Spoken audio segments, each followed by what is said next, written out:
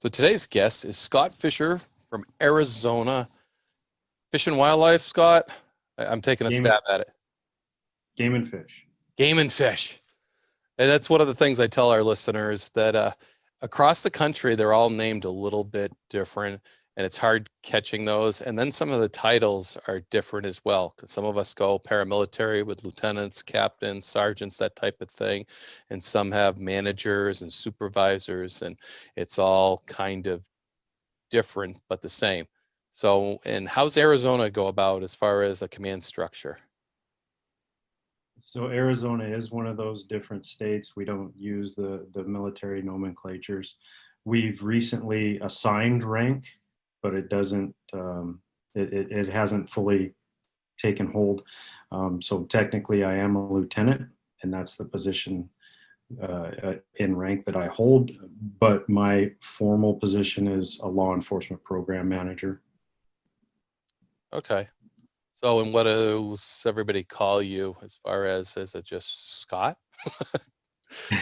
We're, Do you we're have a pretty title that goes informal. along with that? No, we're pretty informal in the agency. We don't Yeah. tend to worry about rank too much. It's not like people walk around and call me LT or, you know, LAPMs. Usually, if anything, if we're talking about meetings or gatherings of similar ranks, it's an LAPM meeting. So we shorten up the law enforcement program manager because there's 8 others in the agency, and we're all considered lieutenants. Okay. How big is Arizona as far as your numbers of game wardens? Sworn, we have about 132 sworn. Field wardens themselves are what we call wildlife managers. We do follow that wildlife manager model where we do both biology and law enforcement. Cool. That number in the field is including supervisors or sergeants I believe it's 92 statewide. Yeah.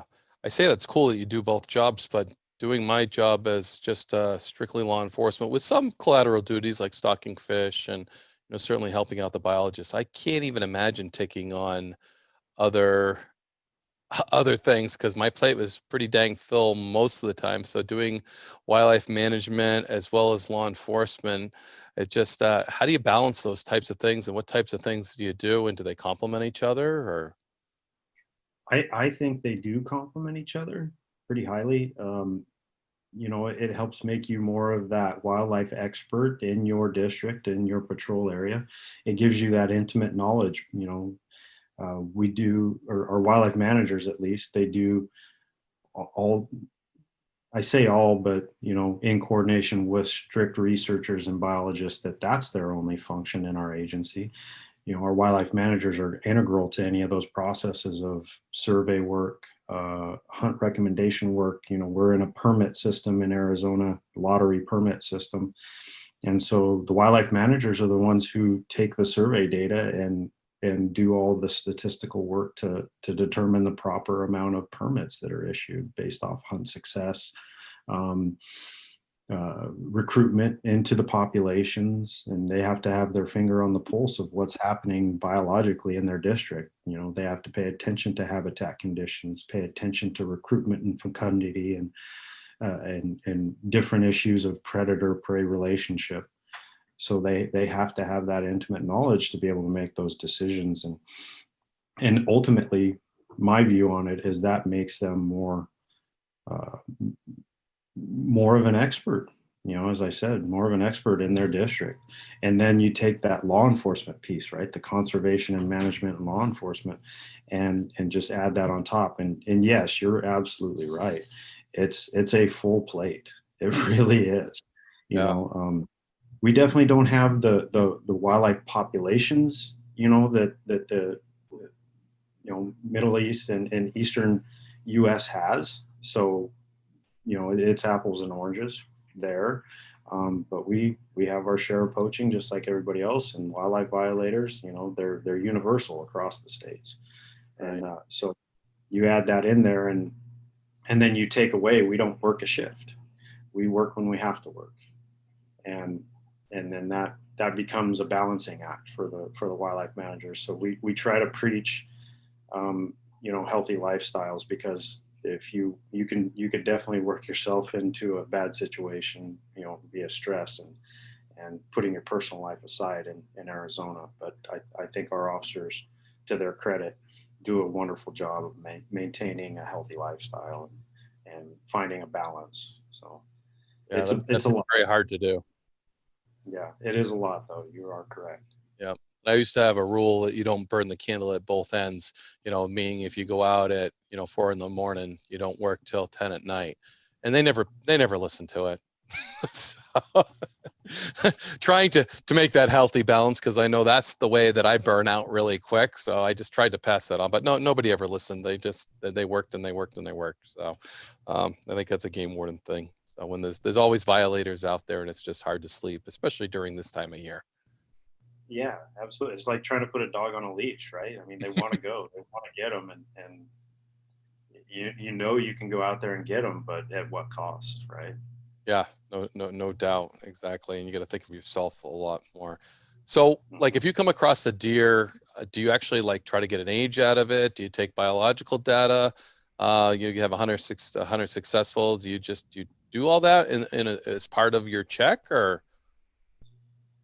Our compliance checks, we don't have mandatory check-in in Arizona. We don't have Okay. mandatory sampling or anything like that. There is voluntary reporting at the end of the season for statistics. Um, and we have a whole statistical model, and that's outside of the realm of the warden's work, so to speak. That runs through our research branch. And so the average contact for us really is about compliance with licensing, possession of tags, whether or not you're hunting in the right area, because our permits are only good for certain times and for certain locations. So your season may not stretch across the entirety of the state. It's usually for a very specific location, which will have delineated boundaries, and for a specific time frame. So that's usually what we're checking for compliance, is that we don't have people out there trying to get away with something by hunting in an area they're not supposed to be, or at a time that they're not supposed to be there.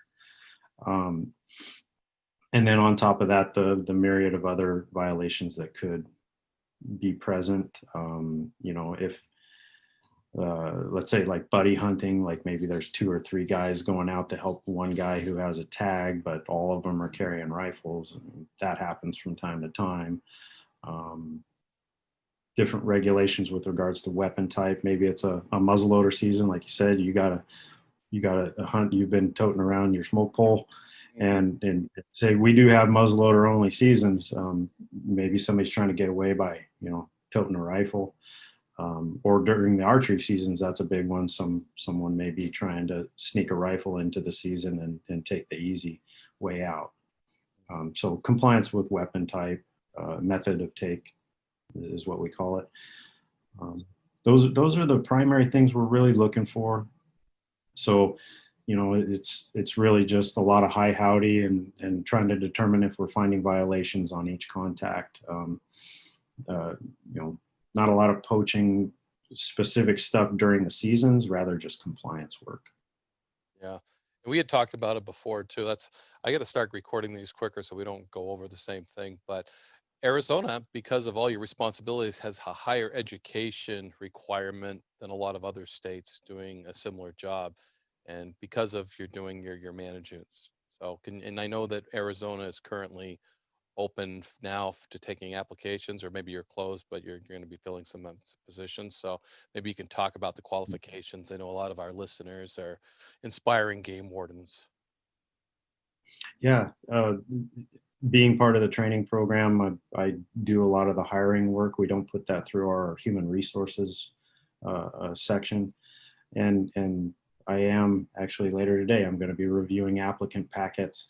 The qualifications are different in Arizona because we're a wildlife manager model and not just a game warden model. Not to say one's better than the other, but it works for Arizona. That our game wardens do biology work. And that being said, we require a 4-year degree, a Bachelor of Science in at least biology, but there needs to be some conservation work inside of that. So some credit hours that go towards conservation education, like wildlife management classes, zoologies, wildlife ecology, things of that nature. My personal degree was in wildlife management directly from the University of Arizona. So it's like the direct line in, but all three of the state universities have great programs that fit our needs. So if someone was to be an aspiring wildlife manager for the state of Arizona, you have to have that. First and foremost, got to get that educational component out of the way, because it's a non-starter if you don't have it. And then most of the rest of it is really just similar to the rest of the United States in general. A lot of background work with criminal history, drug use. Those are things that are common disqualifiers. And then you'll go through our background process and then an oral interview. And that's to exemplify what you've learned in college. Hopefully, if you made it that far, you already have the degree. What you've learned and your knowledge and skills and abilities that you've gained over a lifetime to that point, and how that's going to benefit the state of Arizona should you be given a badge, and what quality of wildlife manager we're going to put out there. Because it's important. You're the face of our department, just similar to like being in Maine or New Hampshire. Those wardens are the face that the public sees, and we need to be able to put that best face out there to represent the department. So we want thinkers, and we want people who are in touch with what the mission and the vision of the department's about, and can speak intelligently about that. Do you find your candidates have pretty much focused on that job, and that's how you get them? It sounds like you might have had a focus on becoming doing your job from the beginning. Yeah, I think so. Probably at least 80% of the folks that come our way, this was their goal, Mm, and maybe not right from the beginning of their college experience, but at some point they decided that, hey, being a wildlife manager is where my life's gonna lead me. Um, there's other people that make it a second career. We've had folks that got the degree because it was interesting, and then they went off and did other work with either another police agency, or maybe they joined the military, or they're coming back from the military and doing GI Bill. And this was always something that they, found attractive, and, it was a dream to be a game warden. And that happens frequently too. But by and large, yeah, people set their sights on doing this work, for various motivations, uh, but they have a goal in mind, and it's to do this type of work with wildlife and for the betterment of conservation for the state. hmm Nope, that sounds similar to the people that we get, but on the other hand, yours is that extra step. So, and we're finding it's hard to find qualified individuals. And when you start adding 4-year degrees and things like that, I imagine your pool of individuals is even smaller. Definitely. I think, well, and I don't know if that's just conservation law enforcement. I think that pool's dwindling in law enforcement in general. That's a whole other conversation. But yes, the putting that degree requirement has definitely been a challenge for us, and we've explored options to expand it over the years. We've explored the option of maybe making the criminal justice degree applicable.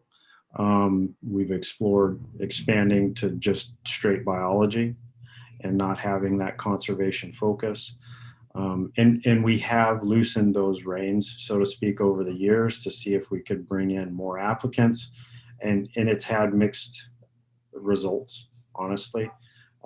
We're still resisting the criminal justice only uh, degree requirement, solely for the fact that we want people that have a passion for wildlife. And if they have that passion, hopefully they would have educated themselves to this. Plus, there's a big difference between being educated in biology and being educated in criminal justice solely, right? Um, the, the scientific method, so to speak, that's big in all of the work that we do, and it's the foundation, and that's what you learn in college as far as as soon as you get into any biology program, that's the foundation, and you build from there. And so having someone who at least has that and has educated themselves in that, we still see as a value.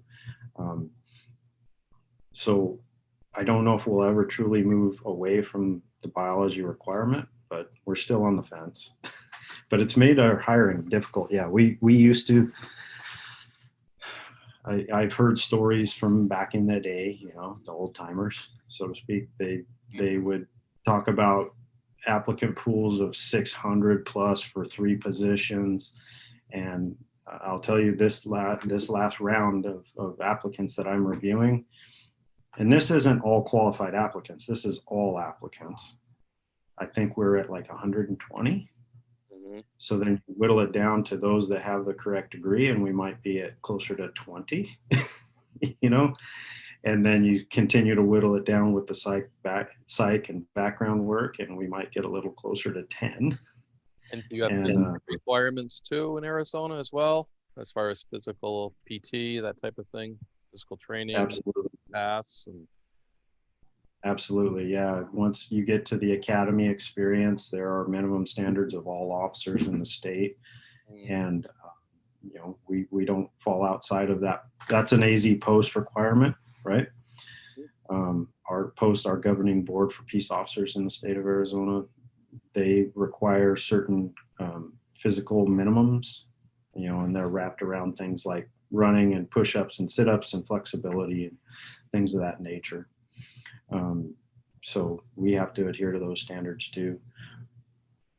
Yeah, just looking at you, Scott, reminds me of physicalness, because certainly knowing if somebody's watching this on Patreon, they can see that Scott works out quite a bit. So he's certainly one of the poster boys for physical Arizona game wardens for sure. That's why I figured they had some kind of physical requirement. You talk about that work-life balance and how to not burn the candle at both ends. And since I took the desk job, it's been easier to fit in my priorities of fitness for sure. But I always held that higher standard for myself of physical fitness, because especially in the field, that's where it matters.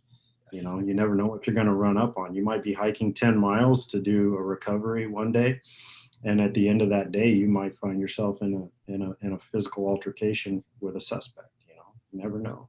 That is so true, so true. So we know each other through Operation Game Thief, and is it Operation Game Thief in Arizona as well? Yes, it is. So that's good. I like using that branding, but I still think everybody should be Wildlife Crime Stoppers, and then you throw the state's name in there, because I'm big on branding.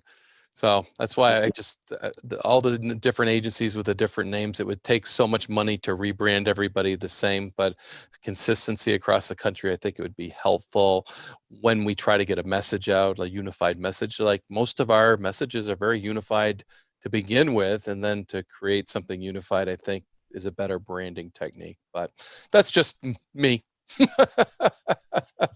I certainly had some influence with International Wildlife Crime Stoppers and rebranding that, and that I thought was very necessary compared to the Iran RAC we used to be.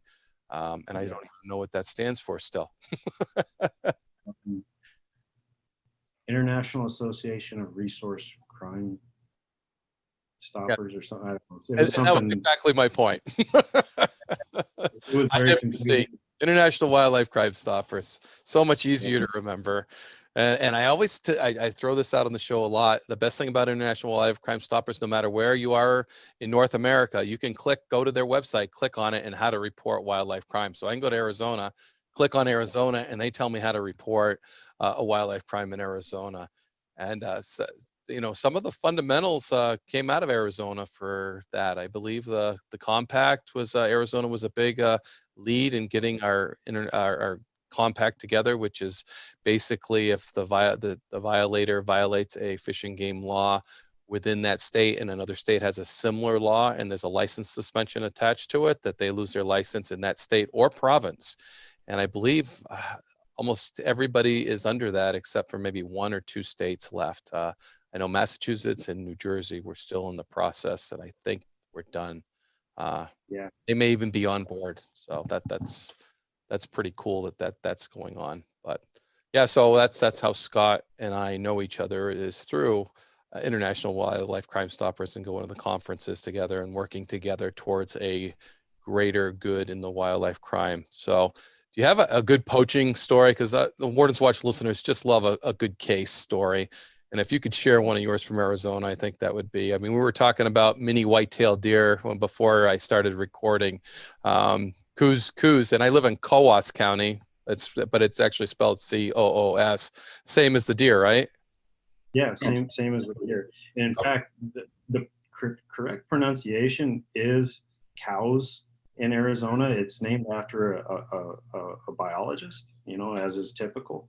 Ah, And it's technically pronounced cows, but it's been adopted as coos over the year, and it's Coos here. an E on it. Okay. Yeah, I think I'm almost positive.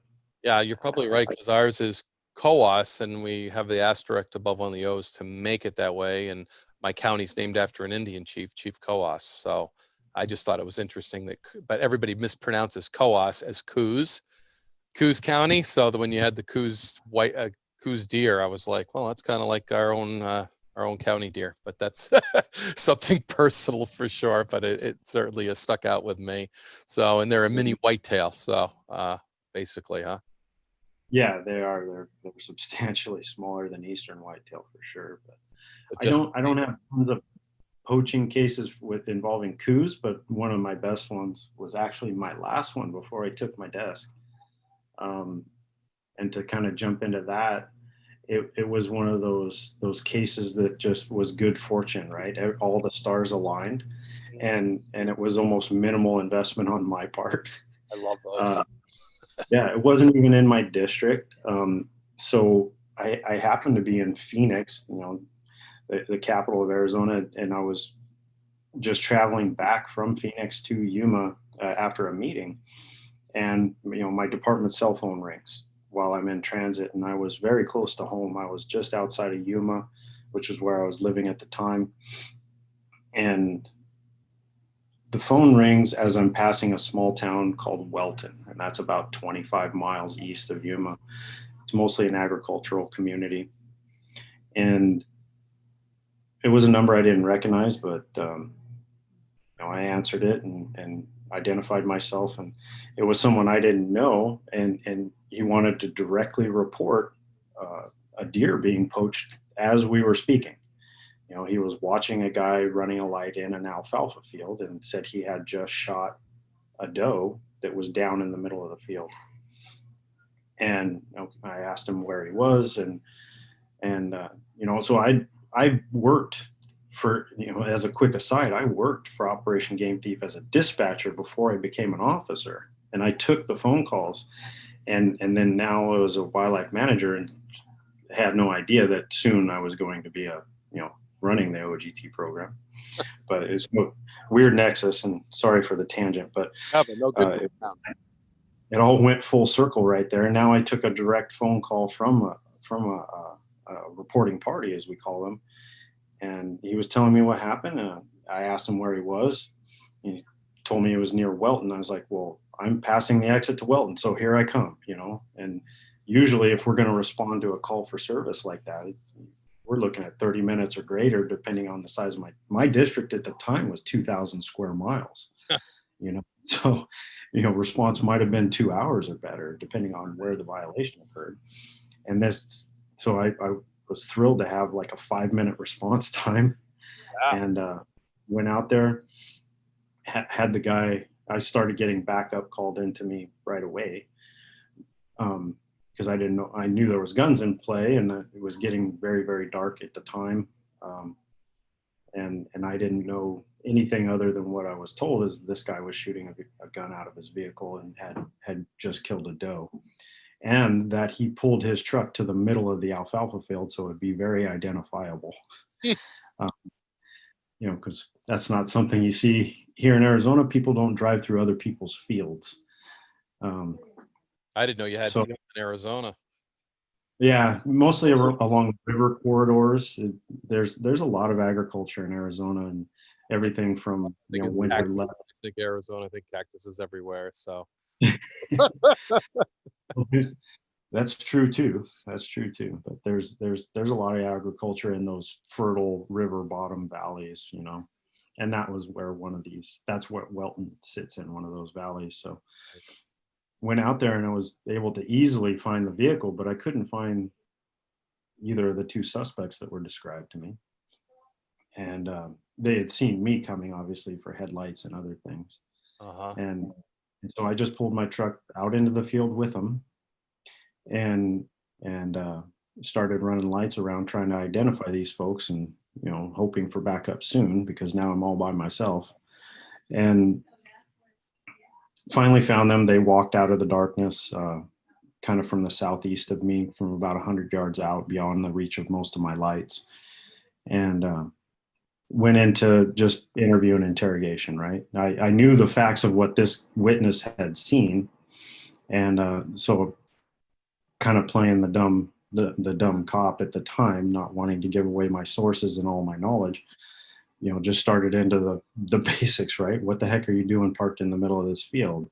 Hmm. And not to belabor the whole story, but the really they would admit to almost nothing, and claimed that they had shot at a coyote. And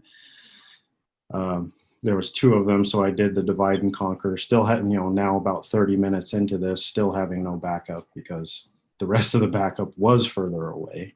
Right. And actually ended up being a county sheriff was my first response, which was nice, being that I was dealing with two guys.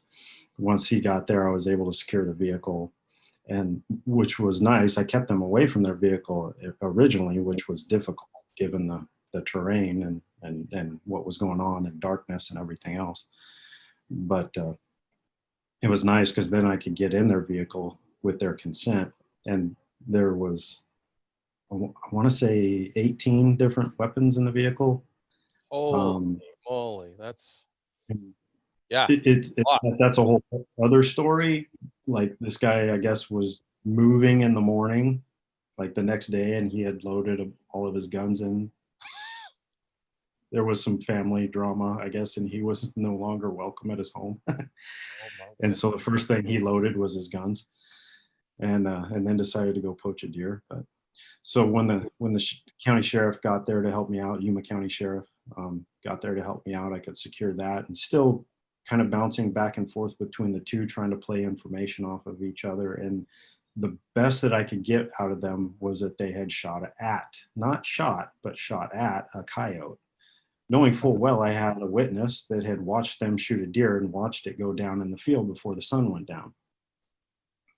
And later on found out that they had used the time when I approached in the field to get their story straight, and they stuck with it very strictly, even to the point where I backtracked their their path through the alfalfa, because when you walk through the alfalfa, it just Brush lays down, vegetation, it's pretty easy to follow. very easy to follow. So I just backtracked it, and then there was this swath where this deer had sat there and was actually still dying. Like, it was not dead. And that's not nice to think about, because here I am 30 minutes, 45 minutes into this investigation, and it was still over there dying. And Mm, even presented with that evidence and having their tracks coming from that direction, they would not relent to the fact that they had shot this thing. And I never give up sources. I had that witness statement and everything else, but I never give up that they were witnessed, because I just don't go down that road. So they can sit there and lie to me all night long, and I don't care. It's just working against them, right. because tons of great physical evidence. Mm, And so now I've got the corpus delicti, so to speak, and their tracks and tons of guns, and so I ended up seizing all the guns. Um, you know, we issued a preliminary citation just to get the charges rolling, yeah. um, and and I allowed them to leave with their vehicle. Um, At this point, we're about an hour and a half in, and I had another wildlife manager respond to my location. So we processed the rest of the scene through the evening over the next hour or two, and got what we could. Of course, it was very dark, so it was difficult. Um, and we made a plan to come back the next day. And Yuma's right on the border with California, and we have a good working relationship with the Cal. At the time, it was Cal Fish and Game. Now they're Cal Fish and Wildlife, I believe. But I had a good working relationship with Rodney Nimlewell, who was the Cal Fish and Wildlife warden on the other side of the river, and he's a wildlife canine handler. So we made a plan to come back because there was this weird thing is the reporting party had seen them shoot at a deer in another location earlier in the evening, and then he saw them shoot at the doe. He saw them shoot at a buck, and then he saw them shoot the doe. He thought he heard the shot impact the buck, but we could find nothing, and not even any blood or anything at the location that the reporting party had told us. So we decided to ask Rodney if he would bring his canine out, who sniffs wildlife, and is a wonderful dog, very successful. And sure enough, I didn't get to come back out for that effort, but the other wildlife manager that was there with me at the time, he did, or there with me that night, I should say. He did come back out with Rodney and run the dog, and then they found a second buck, a young mule deer buck, dead in the reason we couldn't find it is that the field is adjacent to some salt cedar that bordered the river, and that salt cedar you can't crawl through it. I mean, it's almost impossible. It's so thick, but the dog could penetrate into it and get in there, and then sniffed it out. And so, then they forced themselves to get in there with it, right? And they found that young mule deer buck. So now we had two deer on them. Nice. And with the witness statement, and physical evidence on the ground, we were able to levy some good charges against those two.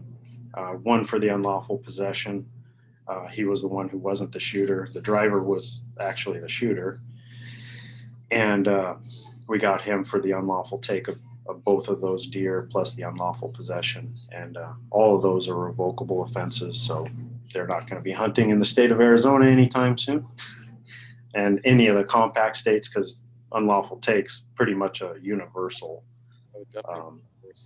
revocable offense. Yeah. So that was one of my more interesting ones. And I won't lie that, like, having them just stick to that story so vehemently and not be even confronted with all that physical evidence and a dead deer in the field, right there next to their truck with their footprints leading right to it. Mm-hmm. Just they wouldn't let go. They would not let go of the story until they read the report and realized what a good job of investigation was done. Not I won't give myself the credit. The investigation was all of us. Once they read the report, they're like, okay, yeah, we did it. Mm-hmm. But that was months later. Yeah. I was so hot. I was so hot that night that they were sitting there and just lying to my face. It was even confronted with the evidence. So. Yeah. But you get those kind, that they're just not going to give up. Not. No, absolutely. I've been in those interviews where it wasn't me, wasn't me, wasn't me. And then I throw a picture down of him doing it. And he's like, first question, how'd you get that? Yeah. Or I stopped a guy one time for throwing a beer can out the window. And I pull him over. I'm like, you know why I stopped you? No, we just threw the beer can out the window. No, I didn't. I'm like, I watched you do this. And we went back and forth for 5 minutes. And it just, the beer can was still on the road back there. I mean, you could actually look down the road and see it. And I'm like, but he would not say that he threw. I wrote him a ticket. He paid it, but he never, ever. And we went back and forth because I saw you throw it. Nope, I didn't throw it. I'm like, I saw you. I physically saw you throw that out the window. No, we did the field sobriety, and the whole time through it, I saw you throw that. Nope, I didn't throw it out. Maybe the wind caught it and blew it out. I don't know, but you are right. They are special people that just stick to their story and lie until they absolutely know that they've been had. And then they're like, it's never like, that I was lying. It's like, how'd you do that? Or how'd you do that? And you're right. A good investigation that lays all this information out, I'm sure just it blows their mind. And that makes a plea come usually. I don't know how many times we've almost gone to trial. They get there and they're going to plead guilty because they're not going to go in front of that judge with a stack of information and evidence that you were going to present against them. They're not going to take that chance because they know they're dead in the water. They played their game right out to the last end. And then now that they think they have no other recourse, they're going to give it up. And to me, I never negotiated or never worked with somebody like that. Beforehand, I made a mistake. I did this or that, or even the poacher that just said, "Yep, I did it." We'll work something out. But in the long run, when you lie, we get to court, and you've dragged me through this whole process. Yeah, you're going to get the same thing that hopefully the judge would have thrown at you.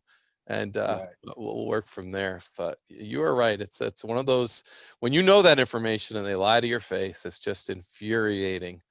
So definitely. Yeah, I'll tag this in there. I now having been more in the staff role and interacting with county prosecutors and judges a lot more from an administrative function, and I've heard this comment repeatedly, and I'm going to put this across the nation, but I've heard it with regards to Arizona, and I've seen the quality of work from other states also, from other wildlife managers, game wardens from across the country.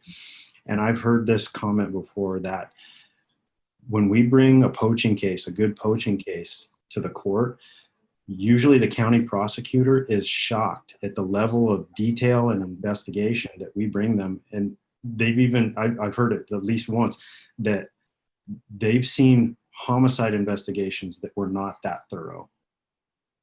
Yep. And I know that is universal, because game wardens love what they do, and they get no greater satisfaction than protecting that resource. And that's the antithesis of the game warden work right there, is busting a poacher, the one that deserves it, right? The one that did it knowing they were doing wrong. And so that's why we all get in this job. Yeah. And when I did a podcast with Ron Olis about the biggest case in Ohio's history, again, that comes out in that podcast when they brought the whole package, and it was multiple deer in multiple areas, and just the size of that case that brought them down and everything. But again, the county attorney or the state's prosecutor, whoever did that, was just amazed at the detail. Yeah. Yeah, and you're right. I think we take it extremely seriously. We treat it like a homicide, and we investigate it like a homicide. We collect the evidence like a homicide. We do it all on our own. We don't have special people coming in. It's the game wardens that are collecting this evidence, preserving this evidence, and we're trained to do that. And then we send it off to a lab to get our DNA analysis and all kinds of things. So we have those tools just like anybody else would, and we take our time and do it. I actually went to a homicide school, and that I got so much out of it for what we do, Scott, for investigating wildlife crime. And it was, I just took from investigating people and brought it into the other thing. But a lot of it is you are investigating people. You have the firearms side of it. You have the shooter, whether it's the killer. So it's so relative. And yeah, that's exciting. I loved investigations. I love interviewing people, and breaking them throughout it, and just chipping away. I think the older I got, though, the quicker I got to the chase. I didn't play the cat and mouse game quite as much, because when I had the goods, sometimes I just didn't have the patience to play the game. And I'd say, okay, this is what I got. Okay, now throw your cards on the table. And usually it went a lot quicker that way. But that's just because I lost my patience, or maybe I had experience more, and I threw it out the gauntlet down a lot quicker than I would have as a young warden. And working with young wardens, I'd watch them play the game that I used to, and that's developing it. And it was great. I just I enjoyed that investigation part. I think, as we all do. It's so much fun. Yeah, So it really is. It really is. I always tell the young guys that are coming in that we're hiring, it's like, you're not a hunter, you're a hunter of hunters. yes, You get to go out there and find the bad guys that are doing bad for bad reasons. Yeah, and now that I'm a hunter on the other side in retirement, I'm not a very good hunter. I got to learn how to hunt all over again. I mean, we're focused so much on being hunters of hunters, and good hunters. Let's face it, we don't have a lot of problems with good hunters. We're hunting those guys. Most of our cases are so close to the road and have easy access to roads, as that's where we focus a lot of our time. So when you're in the backwoods and you're actually trying to trick the elusive white-tailed deer or things like that, I'm actually YouTubing a lot of stuff, trying to learn, because I never had to learn that part. I mean, I always enjoyed going out and hunting, and I always hear this from kids, and it's kids that I'd like to be game wardens. I don't want to be a game warden because, all hunting season, you don't get to hunt. And they're right to a degree, but when we hunt, we're always out there, we're in tune. Like you said, that wildlife manager knows what's going on in his area. He should know where the population is. He should know where to hunt. He should fine tune uh, his hunting skills by putting himself in the right position. So Right. that's what I tell them. I mean, I wouldn't worry about that. The time you do get to hunt is, probably a lot better than you do unless you're out there a lot as a hunter. Yeah. And then if you want to do a little scouting, you can do a little foot patrol in a little area. And I always used to like to hunt the areas that I had cases in. And boy, Mhm. was that effective. I mean, learning the area, finding, maybe another illegal bait pile, or learning the terrain. So when you came into an area, when you had to approach the hunter, maybe in a stand or something, you already knew the terrain. And it's just, yeah, you're a hunter of hunters. You said it great. I like that. And, yeah, it's definitely a cool thing. But Arizona, like I said, I don't think of the lush green alfalfa fields. I think of a cactus and, you know, maybe an armadillo. And, you guys have some cool populations down there. You get sheep, don't you? You have elk. You have one of the high, I mean, when elk in Arizona is like highly sought after, isn't it? You have a massive trophy herd that when you get a tag in Arizona, that's quite a feat. Yeah, absolutely. Our elk herd is very healthy, and we do have desert bighorn sheep. We got Rocky Mountain bighorn sheep. We don't have armadillo. Oh, That's okay. a Texas. But first time I've ever heard somebody accusing Arizona of having armadillo. But I could see the confusion. Arid desert, Southwest Texas. Yeah. Yeah, I've just Um, been a little bit in Arizona. I stepped over near the Hoover Dam there. So that's about it. you just one toe in, right? Just one toe in. I've got limited experience down that way. So you're my But source our of information and our listeners' source, unless they live there. our elk herd is well known for Mhm. producing very big trophy quality elk, and it makes it hard to get a tag. We are on that lottery permit system, and I think the average draw is about 7 years. Every 7 years, you might get an opportunity. So Wow. Is I'm that still for a waiting. resident or is that for everybody? That's for a resident, and we do have a non-resident cap in some of those units, or some of those hunts, I should say, depending on if it's that trophy bull hunt. And what we call trophy bull are those early rifle or early archery hunts when the rut's going on and they're bugling heavy. There are some caps on non-resident permits. Um, but even then, for the resident, every 7 years is about the average draw. You can play the odds because it is a lottery, so you can play the odds and hunt more often if you like. Um, but you may not have that same opportunity for that trophy quality if you do that. Hmm. No, that's interesting. Is most of Arizona a permit system, a lottery type permit system for most of your game, or is it, I mean, what's over the counter there? Because as an Easterner, most everything's over the counter except maybe moose. So I'm not used to all those things. And after going to Nevada, where most of did I say it right? Nevada. So you got to say it like Boston, Nevada. So If you're east in Mississippi, maybe our that's right. brothers and sisters in Nevada, they'll be proud of me, I think. So, Uh, but everything's a draw except for I think mountain lion cougar. yeah, mountain lion is over the counter. Archery deer is over the counter.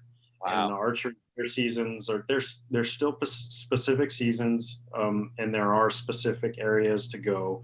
It's much more broad than if you had a rifle tag or a general tag. But uh, there are a handful of over-the-counter elk tags. They are very low success because it's limited amounts of the population density is very low, and the areas are very small. And it's usually an area where we don't necessarily want to sustain an elk population anyway. Mhm. But yeah, the two real big ones that people know that are over the counter are archery deer and then mountain lion. There's a handful of others. We do have a bear season that's over the counter, but that's not as common for people to go and take advantage of. And then by and large, the rest of our big game species outside of those small exceptions is going to fall into our lottery permit system. So you have to apply, you get 5 different choices in your order of preference.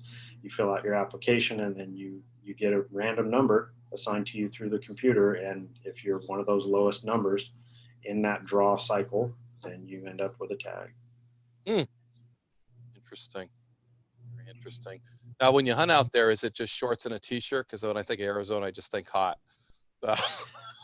Well, I have a hunt coming up. Actually, it started today, and I You dragged your I feet so you could be on the Warden's Watch podcast, didn't you? exactly. I prioritize this over my hunt That's because I awesome. like you that much, Wayne. That's Um, the, to give you an idea, where I'm going is actually further south than I am in Yuma right now, and it's my old district that I used to patrol south of Tucson in an area near a little town called Sonoyta, and uh, it's oak and pine predominantly. So it's higher elevation. It's about, I think, 3,500 feet up all the way up to the top of Wrightston, I think is about 5,500 feet. And we're in November now, and we're expecting tomorrow to be a high of 42. So bad. it's plenty cold, oaks and pines. At the top of Wrightston might even see a little bit of snow through this Wow. weekend. So you got to be prepared for everything. I have hunted in shorts and a t-shirt before, but Well, thanks for sharing not, that. Yeah, because that's what I think. When I think Arizona, I think heat. yeah. When you get down to some of these low desert mule deer, which can be giant mule deer, um, sometimes in November, which actually that's opening this weekend too. The desert mule deer hunt's opening this weekend too, and you know, down here in Yuma yesterday the temperature was 95. So Wow. stark difference. Just depends on yeah, it depends on your elevation and what's going on and where you're at. So, and we got everything north of the Mogollon Rim, and I mean, everything up there is already daytime highs or 60s and 50s, and they haven't even reached winter yet. So, Ah, that sounds like a perfect temperature for winter for me. yeah, yeah, you'd be right at home up on north of the Mogollon Rim. Yeah, that sounds like a nice spot. Sounds like a Yeah, good wintering range. that's where all those elk live, by the way, too. Uh, oh wow, nice. So the South, you were down in South, and I think when I think of Southern Arizona, I think the border.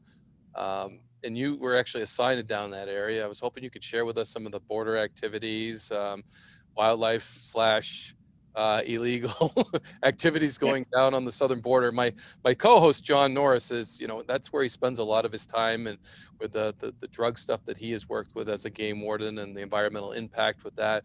So he has been really in that California, Arizona, the New Mexico area, just working that area and getting some TV stuff done with that. And I wish you could join us today, but the hunting seasons really mess us up because we'd rather be in the woods and podcasting.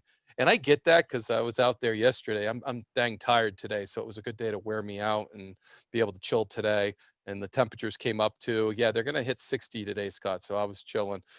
Yesterday we started off at like 20 something. It rose to the 50s, which was good. But that's again when you dress for the cold and then it gets hot and then you strip and it's just yeah, it gets crazy. People don't like know what athleticism is when you're a hunter, depending the type of hunting you're doing at the time. So when yeah, the yeah. It's a climate, different ball. it is. Yeah. But that southwest corner, man, that had to be some busy times. I can't imagine being a game warden really close to the Mexican border, because it sounds like there's all kinds of activity going on other than, you know, wildlife crime, and then it probably incorporates into wildlife crime. It can, and it has, and you know, I kind of reflect back to my first post of duty was in that area. I'm going to go hunting tomorrow, down by Sonoyta, and it was a high human traffic and a high drug traffic area. Mm. At the time, it's gotten a little better, and it kind of ebbs and flows. Um, but one thing that kind of sticks out is that was my first post of duty, so I don't think I was even a solo officer for more than about 2 months, and it was time to start thinking about deer surveys, and I had a lot of foot routes to walk during deer surveys, where you just walk a very specific line and you glass and you count and you classify, you know, bucks, does, fawns, things like that. And so me and my boss, actually, he wanted to go with me because it was my first foot route. Um, and that had been his district previously. We were hiking around Patagonia Lake, which is just east of Nogales, Arizona. A lot of folks know where that's at. Um, and it's only about 10 miles north of the border when you're at Patagonia Lake.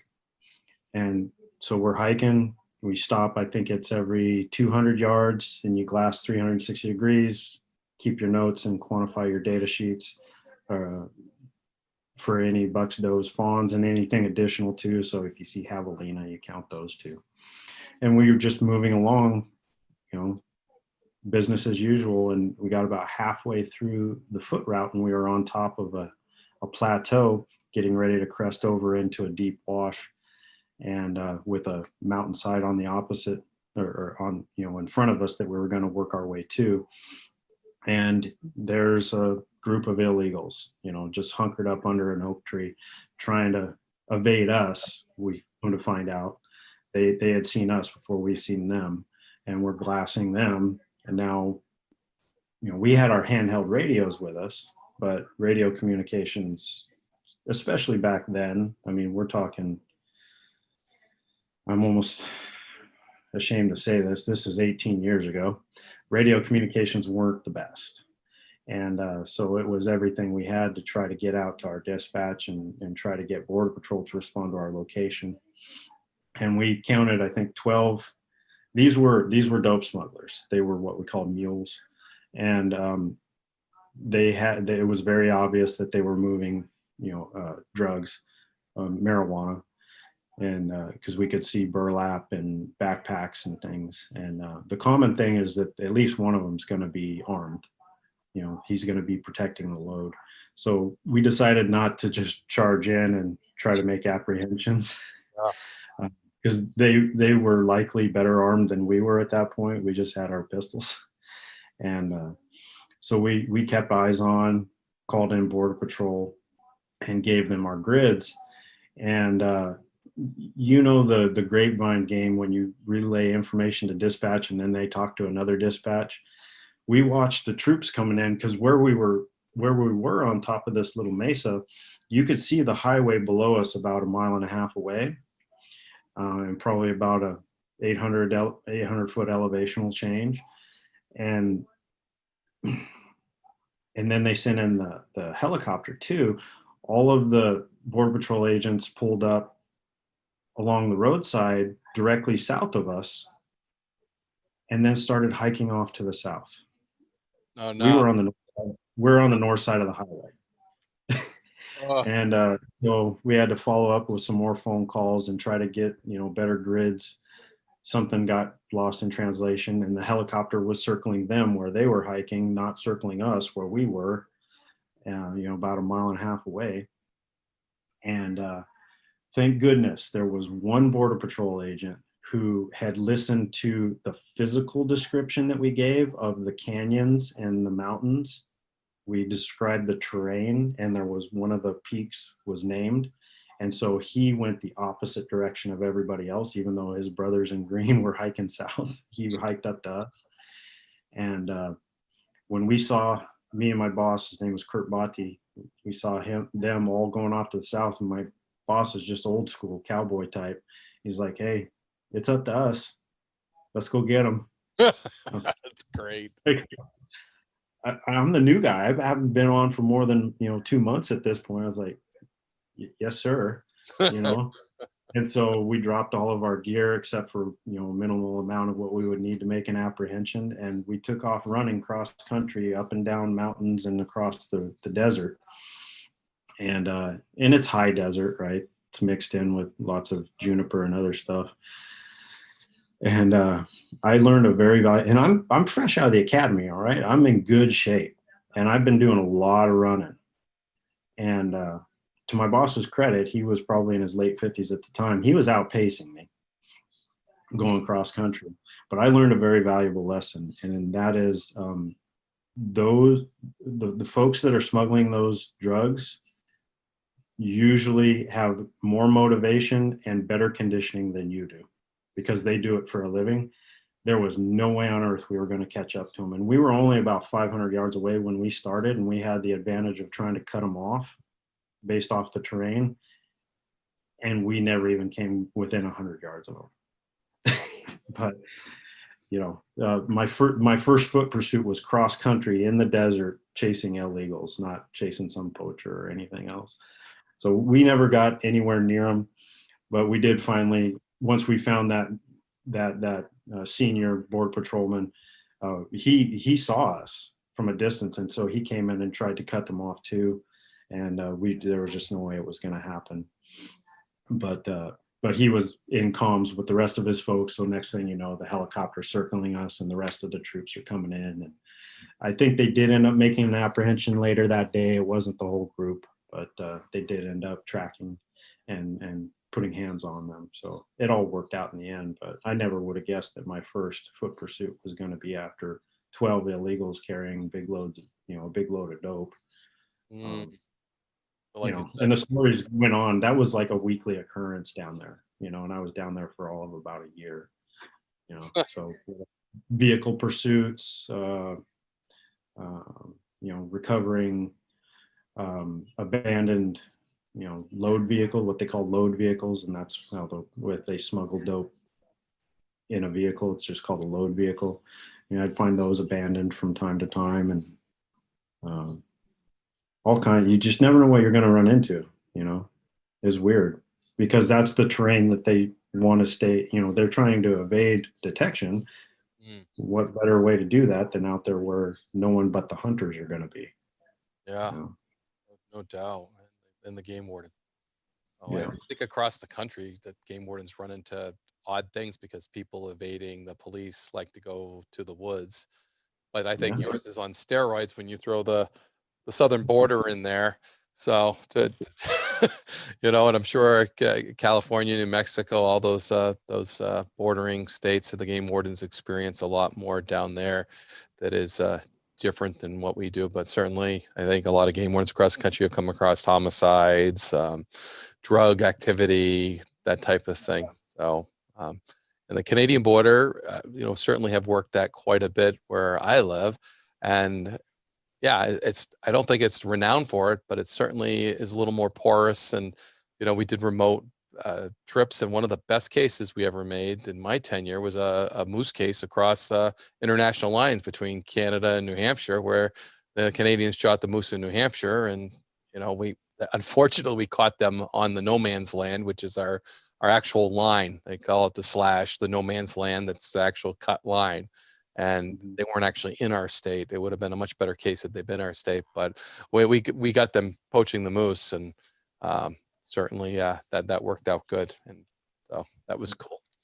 But yeah, yeah. those borders add a whole different life to it. And it sounds like you were very busy doing a lot of law enforcement as well as counting deer for your survey. It kept things interesting for sure. And it really, what it does is it really just, it helps to hone your situational awareness. We as officers, we have to have really good situational awareness. And it made that I think I was fortunate to have that early experience, is like, oh, okay, this is a real thing. Mm, And carried that with me the rest of my career to always be on top of your situational awareness. Right.